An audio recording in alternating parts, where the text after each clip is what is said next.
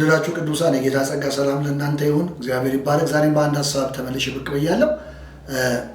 በአንድ ቤተሰብ ላይ እንድናወራ የእግዚአብሔርን ቃል እንድንከፋፈል አስቤያለሁና ከብሉይ ኪዳን አንድ በጣም የምገረምበት ፋሚሊ እሱን አንስቼ የእግዚአብሔርን ቃል ባጭሩ አብረን እንካፈላለን። ምናልባት ጥቂት ሰዎችን ነው ላነሳ ሞክረው በመጽሐፈ ሩት ላይ ባሉ መጽሐፎች ላይ በዛ ባለው ሀሳብ ላይ ነው የምንነጋገረው። አቢሜሌክ የሚባል ሰውና እንዲሁም ደግሞ ኑኃሚን የምትባል ሴት ባልና ሚስት እንደነበሩ ከሌዮንና መሐሎን የሚባሉ ደግሞ ሁለት ወንድ ልጆች እንዳላቸው ይታወቃል። ነገር ግን የመጽሐፉ ስያሜ በፋሚሊው የተሰየመ አይደለም። የሚገርመኝ ሀሳብ እሱ ነው እና በእሱ ሀሳብ ላይ ነው ማካፈልላችሁ። ቤተሰቡ አራት ናቸው። እነዚህ የዘረዘርኳቸው ናቸው። እነዚህ ከዛ ከቤተል የሄዱ ናቸው፣ በቤተል የሚኖሩ ናቸው። ነገር ግን መጽሐፉ የተሰየመው ከሞዓብ በመጣች ሩት በምትባል በአንዲት ወጣት ቆንጆ ላይ ያለ የመጽሐፍ ስያሜ ነው እና እንደው ከዚህ ቃል የኔን ሕይወት ውስጥ የጠቀመኝን ነገር ለእናንተ አካፍላችኋለሁ ማለት ነው። በመጽሐፍ ሩት ምዕራፍ 1 ላይ የእግዚአብሔር ቃል ሲናገር ረሃብ ነበር በቤተል። እግዚአብሔር ረሃብን ጠርቶ ነበረ። ያ የመጣው ረሃብ ሽሽት ያስፈልገው ነበር እና ፋሚሊው ተነጋግሮ አንድ ነገር አድርጓል። ምንድነው ያደረጉት? ፋሚሊው ከዛ ረሃብ ለማምለጥ ተነስተው በአንድነት መክረውና ዘክረው አቅራቢያቸው ወደሚገኝ ሞዓብ ወደሚባል ቦታ ሄዱ ይላል እና በዛ በሄዱበት የሆነው ነገር በጣም የሚገርም ነገር ነው። ምንድነው የሆነው? መጽሐፍ ሲናገር ከሌዮንና መሐሎን እንዲሁም ደግሞ ባሏም ደግሞ አቢሜሌክ በዛ እየኖሩ እያለ በዛ ባልየው ሞተ እና በሰው ሀገር ነው ያለችው፣ በሰው ስፍራ በማይመች ቦታ ውስጥ ነው ያለችው እና ሞተ። በኋላ ልጆቹም ሞቱ ይላል። እኔ የመጽሐፉ ሀሳብ በጣም ስለገረመኝ ነው እና ርዕሴ እውነተኛ ምርጫ በሚል ነው እና የመልእክቴ ሀሳብ የሚጀምረው ከዚህ በኋላ ነው። የመጽሐፉም ሕይወት የሚሰጠው ከነሱ ሞት በኋላ ያለው ነው ዋናው ሀሳብ እንጂ መጣው ሄዱ የሚለው ቃል ሚኒንግ የለውም እና የሚገርመው ሄዱ ይላል። ነገር ግን የእግዚአብሔር ቃል እንደዚህ ይላል፣ ከሌዮንና መሐሎን ሞቱ እና ሴቲቷም ደግሞ ብቻዋን ቀረች፣ ባሏም ሞተ እና ከ10 ዓመት በኋላ ይህ ነገር ተከናወነ። መጨረሻ ላይ ሴትየዋ አዘነች እና ምን አለች? አይ እኔ ወደ ሀገሬ ልመለስ፣ ወደ ወጣሁበት ምድር ልመለስ አለች እና ይህንን ያደረገችው ዝም ብላ አይደለም እና ልመለስ ያለችበት ሪዝን ምንድን ነው? እግዚአብሔር ሕዝቡን እንደጎበኘ ከቤተል የመጡ ሰዎች ነግረዋታል እና በቤተል እንጀራ አለ። በቤተል ሸሽታ ሄደችው ሞትን ነው። ግን የሚገርመው ነገር በጣም የገረመኝ ሸሽታ ሄደችው ሞትን ነው። ስለዚህ እንጀራ ተገኛሏት እና አንዳንድ ጊዜ እኔ ከዚህ ቃል ምን በጣም ገረመኝ፣ ሸሽተን የሄድነው ነገር ስለሸሸነው አይቀርም። ቤተልን የለቀቁበት ምክንያት እንዳንሞት ብለው በረሃብ እንዳንሞት አሉ። እዛ ሄደው ግን በጠጋም ሞቱ። በጣም ይገርማል። በህይወታችን ብዙ ጊዜ አማራጭና ምርጫ አድርገን የምናቀርባቸው ነገሮች ልንድንባቸው የምንፈልጉ ነገሮች መዳኛችን ሳይሆን አንዳንድ መጥፊያችን ይሆናል እና ከዚህ ሄደችው እድሜ ለማርዘምና ለመሰንበት ነው። ግን መጽሐፍ ሲናገር ሞቱባት ነው የሚለውና የሸሹት ሞትን ለማምለጥ ነበረ፣ ግን የሸሹትም ጋር ሞት ነበረ እና በዛ ሄደው ሞቱ እና ከዚህ በኋላ ነው ታሪኩ የሚጀምረውና ሴትየዋ ተነሳች፣ ባዶዬን ቀርቻለሁ እና ማራ በሉኝ፣ እግዚአብሔር ትቶኛል። በጣም ይገርም ነው። ሁሉን የሚችል አምላክ አስመርሩኛል ስትል ኦርፋንና ሩት አብረዋት ለመሄድ ወደ እሷ መጡና እንደዚህ ያሏት፣ አይ እኛ በምትሄጅበት እንሄዳለን። ክብር ለኢየሱስ ይሁን። በምትሄጅበት እንሄዳለን፣ በምታድሪበትም እናድራለን። ስለዚህ እኛ ከአንቺ ጋር እንሄዳለን ስሏት፣ አይ አለች፣ እኔ እንዴት ሊሆን ይችላል? ምክንያቱም እኔ አሁን እኮ አርጅቻለሁ፣ ልጆቹ ሞተዋል። እናንተ ደግሞ ከዚህ በኋላ እኔን መደገፍ እና እኔን ማገዝ የለባችሁም። እንደውም ወደ የእናቶቻችሁ ቤት ሂዱ፣ ተመለሱ። እግዚአብሔር በየቤታችሁ በየእናቶቻችሁ ቤት እረፍት ሊስጣችሁ ስትሏቸው ኖ አናደርገውም፣ ከአንቺ ጋር እንሄዳለን ሲሏት፣ መጨረሻ ላይ ኦርፋን ሂሳብ ሰርታ ስትለይ ሩት ግን አንድ ነገር አለች። የመልእክት ሀሳብ ያለው እዚህ ጋር ነው እና ሩት መጽሐፍ ቅዱስ ሲናገር ሩት እንደዚህ አለቻት፣ በምትሄጂበት እሄዳለሁ፣ በምትሞችበትም እሞታለሁ፣ በምትቀበሪበት እቀበራለሁ፣ አምላክሽ አምላኬ ነው እና እባክሽ አለቻት። የዛ ጊዜ እንደወሰነች ባየች ጊዜ ተወቻት ይላል። የእግዚአብሔር ስም ይባረክ እና እውነተኛ ምርጫ በሚለው የምናገረው ይህ እውነተኛ ምርጫ ማለት እንግዲህ ሰዎች በህይወታቸው ውስጥ ማለት ነው የሚመርጡት ምርጫ ምን መሰለው? ምን መርጠው ምርጫ ያጠፋናልም ያለማላል። ለልማትም የሚሆነው ምርጫችን ነው፣ ለጥፋትም የሚሆነው ምርጫችን። አንዳንዶቻችን ውሳኔያችን ነው አይደል ዛሬ የሚያኖረን ማለት ነው። የምንወስነው ውሳኔዎች በነገ ህይወታችን ላይ ወደድንም ጠላንም በበጎም ተጽዕኖ በክፉም ተጽዕኖ እንደሚኖረው ልትረሱ አይገባም። አንዳንድ ተማሪዎች ለምሳሌ ትምህርት ቤት ይማሩና መጨረሻ ላይ ወደ ዩኒቨርሲቲ ሲገቡ ፊልድ ይመርጣሉ አይደለም እና የመረጡት ፊልድ ከመረጡ በኋላ ወይኔን ባልመርጥ ካሉ ጊዜ ይገላሉ፣ ብዙ ነገር ያበላሻሉ። ግን የመረጡት ፊልድ ስለሆነ በመረጡት ነው የሚማሩት እና የመረጡት ነው ፊልዳቸው በመረጡት ፊልድ ነው ዋጋ የሚከፍሉት። ወዳጆች እግዚአብሔር በመረጥነውና በምንወስነው ነገር ነውና እንደዚህ ያለች ሩት አምላክሽ አምላኬ ነው ሕዝብሽም ሕዝቤ ነው፣ ስለዚህ ከአንቺ አይደለየ ማለት ተወቻት ይላል። እኔ የሚገርመኝ 3 ነገር ከሩት መጽሐፍ የገረመኝ ለኔ ገረመኝ። አንደኛ እቺ ወጣት ሴት ገና ለግላጋ ወጣት ናት፣ በጣም ቆንጆ ናት እና ምንድነው ሂሳቡ ብዬ አሰብኩኝ። ምክንያቱም ሴትየዋ ሀዘን ያጨማደዳት ኑሮ ያጎሳቆላት ሴት ናት፣ መጠለያ የላትም። ገና ሂዳ ወደ ቤተል ሂዳ ቤት አይደለም የሚጠብቃት፣ ምድረ በዳ ነው የሚጠብቃት። ቤት የላትም፣ ጥላ ወጣለች ቤቷን። ነገር ግን ውሳኔዋ ይደንቃል። አንዳንድ በጣም ጀግናና ታላቅ ሰዎች የምንላቸው ሁሉ አይደል፣ ክብር ለእግዚአብሔር ይሁን። ውሳኔዋ በጣም ይገርም ነውና አትለኛለች። ሁለተኛ ከዚህ የሚገርመኝ ነገር ተከተላት ከሄደች በኋላ ሰዎች ኑኃሚንን አገኙና ማራ ማራ በሉኝ አለች። ከዛ ኑኃሚን አሏት እና እንደሄደች የጠበቃት የቢሮ ስራ አይደለም። እንደሄደች አገልግሎት የጀመረችው እቺን ሞት ልጆቿንና ባሏን የነጠቃትን ሴትዮ መንከባከብ ነበር። ታውቃላችሁ በሀዘን የተጎዳን ሰው መንከባከብ በጣም ከባድ ነው እና በሀዘን የተጠቁ ሰዎችን መንከባከብ ከባድ ነው እና እሷን መንከባከብ ጀመረች እና እሷን ስትንከባከባት ጓሮ አትክልት የለም፣ እቤት ያፈራው ምግብ የለም፣ እርሻ ላይ ሰብል የላትም። ገና አዲስ ተቋቋሚ ናት።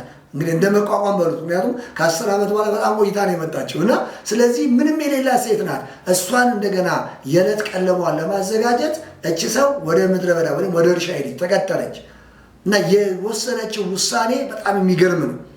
ግን አንድ በጣም የምደነቅበት ነገር በእግዚአብሔር የዘላለም አጀንዳ ውስጥ ነበር የሩት ውሳኔ።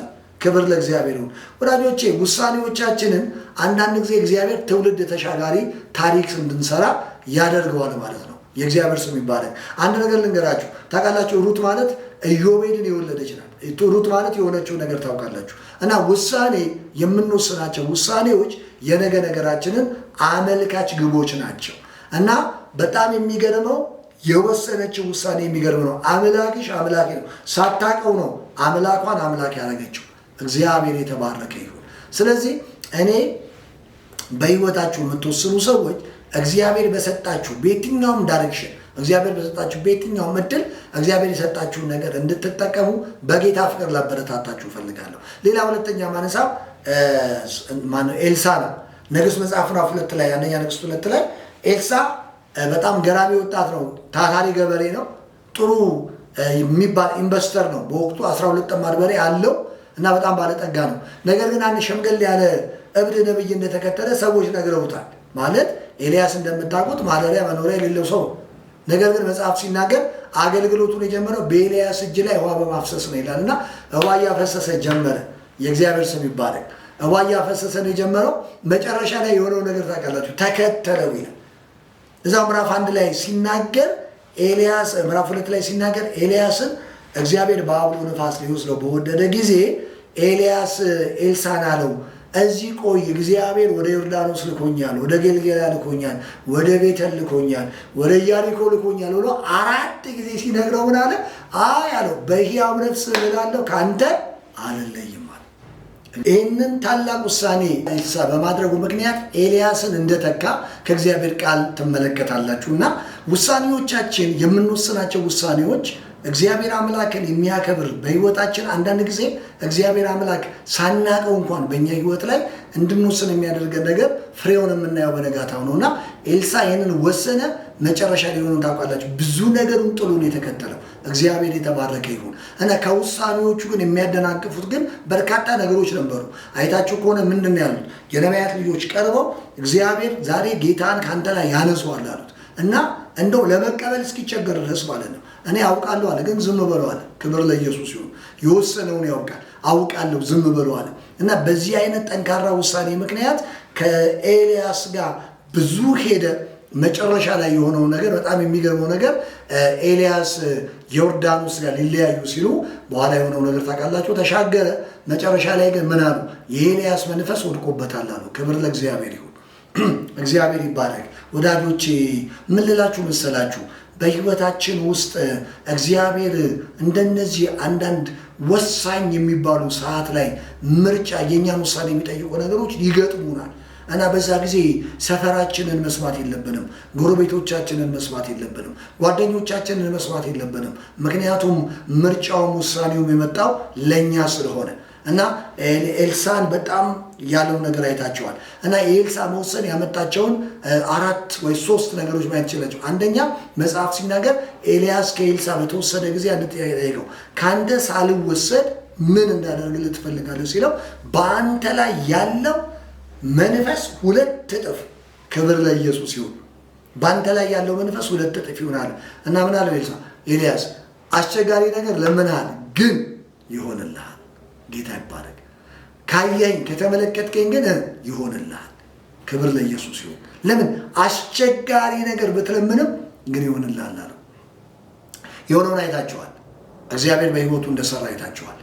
ታላቅ ሰው እንደሆነ ኤልያስ ባገለገለበት 2 እጥፍ ነው ያገለገለው። ኤልያስ አገልግሏል። በጣም የሚገርማችሁ ነገር የኤልሳን አገልግሎት ስትመለከቱ በጣም ታላላቅ ታምራት አድርጓል። ኢቭን ኤልሳ ሞቶ እኮ የኤልሳን አስክሬን የሆነ ሊቀብሩ ከሌላ ሀገር ሰዎች ይዘው መጣው አስክሬኑን ሲያስነኩ እኮ ተነስቷል። ክብር ለኢየሱስ ይሁን። የሚገርም ታምራት በእግዚአብሔር በሱ ህይወት አድርጓል። እና የወሰኑ ሰዎች አንዳንድ ጊዜ ታሪክ ይሰራሉ። የወሰኑ ሰዎች በህይወታቸው ታሪክ ይሆናል። እግዚአብሔር ይባረክ። እና መወሰናችን በጣም አስፈላጊ ነውና እነዚህ 2 ሰዎች ይገርሙኛል። ሩት ያደረገችውን ተመልከቱ። ምንም ነገር የሌላት ምስኪን የሆነች ሐዘን ያደቀቃት፣ ባሏን በሞት ተነጥቃለች፣ ልጆቿን አጣለች፣ ለወደፊት ማግባት አትችልም፣ ባልቴት ናት እና ምንም አይነት ነገር እሷን ተስፋ ማድረግ አትችልም። ግን ምን አለች? ኖ አላደርገውም፣ በደህና ጊዜ ከአንቺ ጋር ኖሬ በችግር ግን ጥዬሽ አልሄድም ብላ ምን አለቻት? አምላክሽ አምላኬ ነው፣ ስሙ ይባረክ፣ ህዝብሽም ህዝቤ ነው። ይህ ውሳኔ ግን ሩትን ምን አረጋት? የእርሻ ባለቤት አረጋት። ሩትን ምን አረጋት? የመድኃኒታችን የኢየሱስ ክርስቶስ የዘር ግንድ ውስጥ ከተታት። እግዚአብሔር የተባረከ ይሁን። ለዚህ ነው የታሪኩ ባለቤት እነዚህ 4 ሰዎች መነሻ ሆኑ እንጂ የመጽሐፉ ስያሜ በእሷ የተሰየመው ለዚህ ነው። እግዚአብሔር ምርጫ ስትመርጡ፣ ስትወስኑ ውሳኔዎቻችሁ ነገ ፍሬ እንዳለው እንዳትረሱ። ውሳኔዎቻችሁ ነገ ጥቅም እንዳለው እንዳትረሱ። ዛሬ በምንወስነው ውሳኔ ምድረ በዳ ሊሆን ይችላል። የምናየው ነገር ላይኖረን ይችላል። አሁን እየሄድንበት ያለው ጎዳና፣ አሁን እያለፍንበት ያለው መንገድ ምናልባት ሊያስከፋን ይችላል። ወዳጆቼ፣ የአባቴ ብሩካን ግን እመኑኝ እግዚአብሔር ክብር አዘጋጅቶላቸዋል። አንዳንድ ጊዜ በእግዚአብሔር አጀንዳና በእግዚአብሔር ፕሮግራም ውስጥ መኖሩን ብቻ ቼክ አድርጉ እንጂ እናንተ ከእግዚአብሔር ሐሳብ ጋር እንዳላችሁ እርግጠኛ ሆኑ እንጂ ወዳጆቼ፣ የጊዜ ጉዳይ ነው። እግዚአብሔር የእናንተን ነገር ለክብር ያደርገዋል። ስሙ ይባረክ። ጌታን ብላችሁ በሕይወታችሁ ጌታ ኢየሱስን ከተቀበላችሁ በኋላ ብዙ ነገር አጣችሁ ሊሆናል፣ ብዙ ዋጋ ከፍላችሁ ሊሆን ይችላል እና ምነው ወደ ጌታ ባልመጣ፣ ምነው ጌታ ወደ ሕይወቴ ባልመጣ ብላችሁ ደግሞ ምነው የድሮ ሕይወቴ ይሻለኛል የምትሉ ሰዎች ካላችሁ በጣም ተሳስታችኋል። እንኳን የጌታ ሆናችሁ የመረጣችሁት የወሰናችሁት ልክና ትክክለኛ ነገር ነው። ሙሴ ታውቃላችሁ ዕብራውያን ምዕራፍ 11 ላይ እግዚአብሔር ቃል ሲናገር ከእግዚአብሔር ሕዝብ ጋር መከራን መቀበል መረጠ የሚል ቃል አለ። ስሙ ይባረክ። ምን ማለት ነው? ከግብፅ ከሚገኝ ብዙ ደስታ ይልቅ ከእግዚአብሔር ሕዝብ ጋር መከራን መቀበል መረጠ። በጊዜው ከሚገኝ ከኃጢአት ደስታ ይልቅ ከእግዚአብሔር ሕዝብ ጋር መከራን መቀበል መረጠ። ይደጋግመዋል። መረጠ የሚለው መከራን መረጠ፣ ምርጫው ነው። ግን እግዚአብሔር አምላክ ይህን ምርጫ ሲያከብር ታያላችሁ። መጨረሻ ላይ እግዚአብሔር አምላክ ያንን የ430 ዓመት የባርነት ጊዜ እንዲያበቃ እግዚአብሔር ዕቃ ያደረገው ወይንም የተገለገለበት ማነው? ሙሴ ነው። ክብር ለኢየሱስ ይሁን። ሙሴ የመረጠው ልክ ነበር። እንደው መጽሐፍ ሲናገር ይላል ብድራቱን ትኩር ብሎ ተመለከተ። ክብር ለኢየሱስ ይሁን። አሁን የለም። አሁን ካለበት የምቾት ህይወት፣ አሁን ካለበት ከተደላደለ ኑሮ፣ አሁን ካለበት ከቤተ መንግስት ጮማ መከራን መቀበል መረጠ ይላል።